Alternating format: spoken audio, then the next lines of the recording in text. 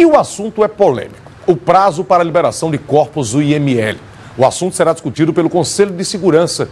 E a gente fala mais sobre o assunto ao vivo com o repórter Marco Aurélio Melo. Inicialmente, Aurélio, bom dia. O que é que levou o Conselho a discutir esse assunto, hein?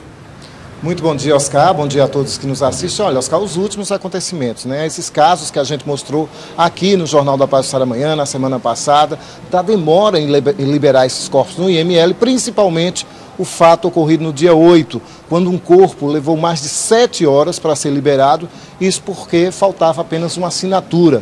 O caso, claro, chegou ao Conselho Estadual de Segurança. Para nos falar mais sobre esse assunto, está aqui ao meu lado o advogado Marcelo Braga, ele que também é integrante do Conselho Estadual de Segurança. Muito bom dia, doutor Marcelo, obrigado pela sua participação.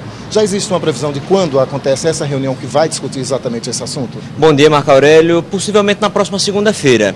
E o que queremos com essa matéria é apenas regulamentar. A gente sabe que o IML tem deficiências, que o IML tem muito a fazer, mas que tem que prestar um serviço de qualidade a toda a sociedade. O cidadão deve ser respeitado em vida, como também na morte. Situação como essa é considerada absurda, né? Não tenha dúvida, até porque o nosso Código de Processo Penal regula que a liberação dos corpos ela se dá no máximo até 10 dias, mas observando o evento morte naquelas situações que há dúvida quanto à autoria, é um evento violento, mas nos casos de morte natural não, essa liberação tem que ser agilizada. Efetivamente, o Conselho vai agir de que forma? Vai investigar? Inicialmente apurando os eventuais fatos trazidos ao seu conhecimento, posteriormente vendo se existem alguns fatores que contribuíram para esses fatos, se esses fatores são de estrutura, se são humanos e se pode responsabilizar alguém e quem, e posteriormente tentando regulamentar a matéria, de forma tal que o IML preste um serviço não apenas adequado, mas de qualidade.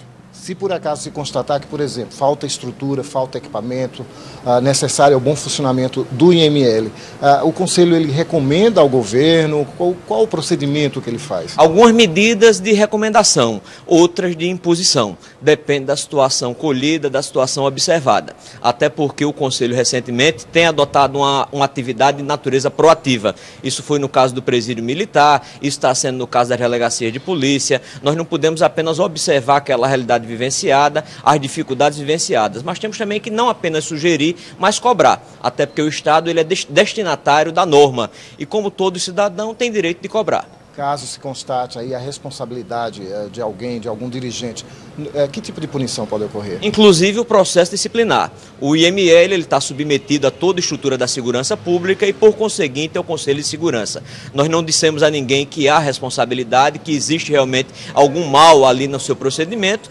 mas a demora ela é inusitada e tem que ser apurada. Além desse assunto, claro que é polêmico, que outros temas então devem entrar na pauta dessa reunião? O Conselho vem observando o sistema de segurança como um todo. Na sexta-feira houve uma reunião com o Coronel Dário César, o nosso secretário de Segurança, e estamos tentando não apenas observar situações pontuais, mas analisar o sistema de segurança como um todo, de forma tal que a gente possa ter uma garantia. Observando hoje o que o Oscar estava dizendo do estúdio, a violência campeia. Ela é vista a olhos nus, motivos às vezes são banais, e nós não podemos concordar ou permitir que isso continue. Motivos banais, como o caso aí desses dois torcedores, né? Não tenha dúvida. No caso, vocês analisam, vocês cobram, mas muitas vezes o governo não tem a velocidade para atender. O Conselho também pode agir nesse caso? Pode. O Conselho não tem a função nem a finalidade de gestão. A gestão é por parte do Estado. Mas nós podemos cobrar e tentar assinalar prazos, inclusive provocando os órgãos competentes, a própria Justiça, como o Ministério Público, que tem assento no próprio Conselho. Essa questão da segurança ou da insegurança no Estado passa necessariamente pela questão da falta de verbas? Porque a gente vê muitas vezes que, por exemplo, o governo federal diz que tem recursos disponíveis, que está disposto a ajudar, basta apresentar projetos. Passa, sem dúvida nenhuma, não apenas pela a falta de verbas, mas também pela falta de criatividade.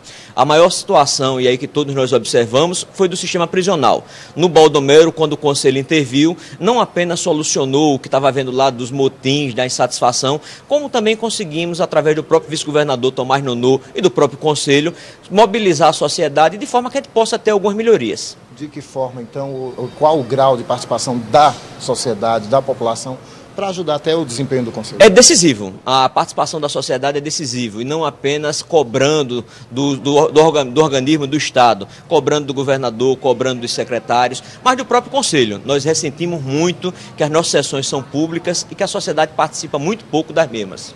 Então, muito obrigado. Então, eu que agradeço. Voltamos aos estúdios do Jornal da Paz da Manhã.